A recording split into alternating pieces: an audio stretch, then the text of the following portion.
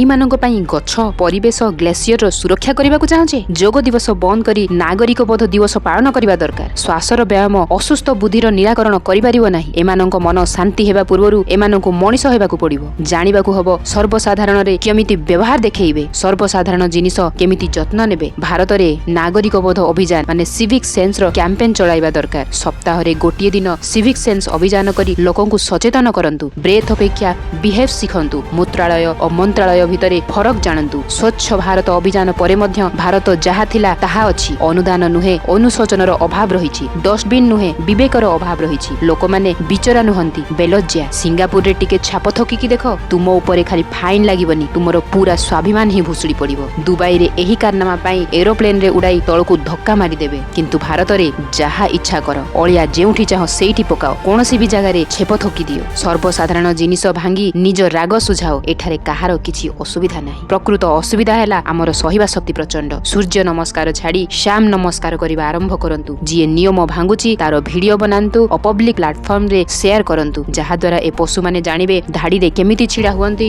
ଶୌଚାଳୟ କେମିତି ବ୍ୟବହାର କରନ୍ତି। ନାହିଁ ତ ଯେତେ ବି ଯୋଗ କଲେ କିଛି ଲାଭ ହେବ ନାହିଁ। ସରକାରଙ୍କୁ ମୋର ଅନୁରୋଧ, ଶିକ୍ଷା ପାଠ୍ୟକ୍ରମରେ ନାଗରିକ ବୋଧକୁ ସାମିଲ କରାଯାଉ। ଯୋଗ ଦିବସ ପାଳନ ଖର୍ଚ୍ଚର ଅଧା ବି ଏହି ସିଭିକ୍ ସେନ୍ସ ଅଭିଯାନରେ ଲଗାଇ କାର୍ଯ୍ୟକାରୀ କଲେ ଦେଶ ନିହାତି ବଦଳିବ।